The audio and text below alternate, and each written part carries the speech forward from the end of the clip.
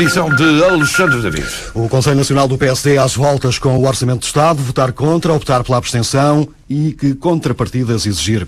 Uma reunião que se adivinha animada e de onde pode nem sequer sair uma decisão definitiva, como facilmente se percebe por este trabalho da jornalista Natália Carvalho. Por estratégia ou ao encontro da vontade do partido. É mais um passo a caminho da abstenção, mas ainda sem quebrar em definitivo o tabu.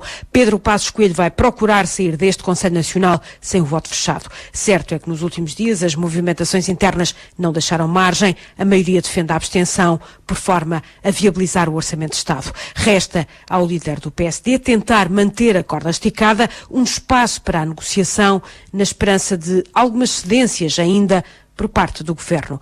Na Comissão Permanente, quase todos alinharam pela ruptura, mas nos últimos dias o vírus da abstenção, na expressão de uma das fontes ouvidas pela Antena 1, o vírus da abstenção alastrou-se. A Comissão Política ainda não foi ouvida, também reúne nesta terça-feira, imediatamente antes do Conselho Nacional, mas aí já se sabe, na maioria, as opiniões não são intransigentes. No Conselho Nacional, muito menos. Resta, por isso, a Passos Coelho pedir aos órgãos nacionais do partido um voto condicionado. O suficiente para manter um discurso duro, mas com caminho aberto para viabilizar o Orçamento de Estado, é o suficiente também para evitar qualquer turbulência interna. E nos últimos dias, Pedro Passos Coelho tem ouvido muitas vozes do partido a pressionar para a viabilização do orçamento, vozes que vale a pena recuperar no dia da decisão, Daniel Bela. Mesmo dizendo que é o Governo que tem de ceder, os antigos líderes do PSD repetem a opinião. Durão Barroso, o Sr. Europa, já avisou. Eu espero que as forças políticas com responsabilidade cheguem a um acordo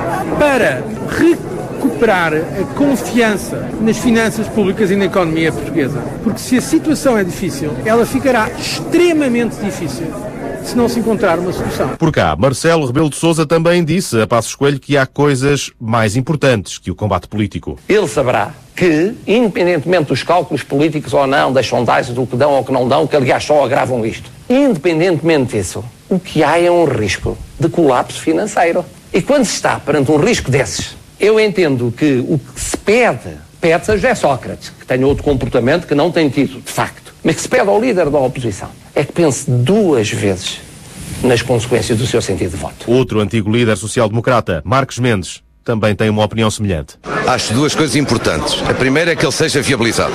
Acho que o país não perceberia uma crise política no atual estado da arte. Segundo, que ele seja um bom orçamento. Se não for assim, vou ter que chegar à conclusão que afinal foi teatro a mais e conteúdo a menos. Menos teatro, mais negociação, porque ainda há tempo para isso, diz Francisco Pinto Balsemão. Acho que a votação da Generalidade é no dia 28, se não estou em erro. Corrijam-me quanto ao calendário. Portanto, 14 dias para... Penso que estamos entre pessoas crescidas e num país civilizado. Manuela Ferreira Leite também já disse que o PSD devia deixar passar o orçamento para o próximo ano, mas ontem à noite, em Badajoz, falou dos perigos que a independência económica de Portugal enfrenta nesta altura. A situação económica do país, penso que noutros também acontece isso, mas falo do meu, é de molde a ter algumas dúvidas sobre a nossa independência económica. E é esse o ponto grave que eu acho que os responsáveis têm a obrigação de ponderar para o defender.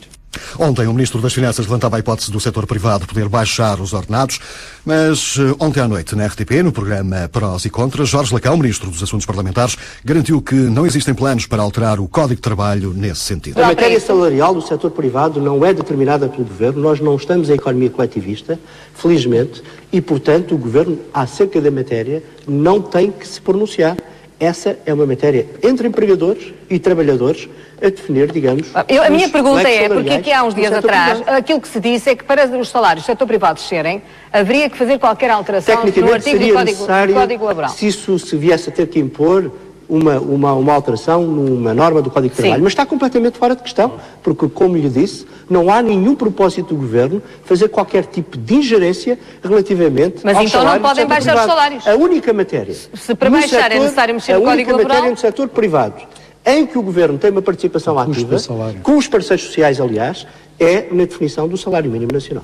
António Saraiva, da Confederação da Indústria Portuguesa, defende que a redução dos ordenados possa acontecer até em alguns setores. Não me deem peixe, deem-me condições para pescar. E nesta analogia, dê-nos condições para pescar. E o quadro concorrencial hoje é muito difícil, está dificultado, porque a economia, como aqui já temos analisado noutros programas, a economia hoje é global. E numa economia global e num mundo desequilibrado e desigual, a nossa concorrência é também desigual. E por isso nós estamos a combater com países cujos salários, cujos modelos são diferentes. Mas está a falar de que setores especificamente podem ter que baixar salários? Da têxtil e confecção, alguma metalurgia, alguma cerâmica. Já Carvalho da Silva, da CGTP, nem quer ouvir falar de reduções nos ordenados das empresas privadas. Eu não estou a dizer que é criminoso a pessoa, é uma atitude criminosa. Quanto a uma justa distribuição da riqueza e quanto ao impulso da economia, a afirmação do Ministro das Finanças de apelo ao setor privado para reduzir os salários. Isto é inconcebível.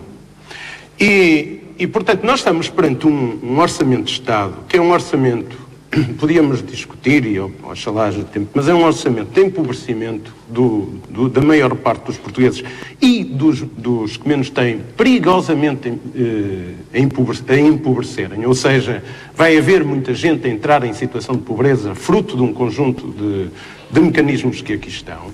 Também da parte da Ordem dos Técnicos Oficiais de Contas chegam críticas fortes ao Orçamento de Estado. A entrevista à Antena 1, Domingos Azevedo, o bastonário da Ordem, sublinha que traz normas insustentáveis. É que isto é um bocado o regresso da concepção de que todo o empresário é um ladrão, de que todas as empresas fogem aos seus deveres, menosprezando ou esquecendo o importante papel que muitas vezes os empresários desenvolvem na sustentabilidade do emprego, na estabilidade social e do esforço sério que muita gente faz para manter as suas empresas, mesmo elas dando prejuízo.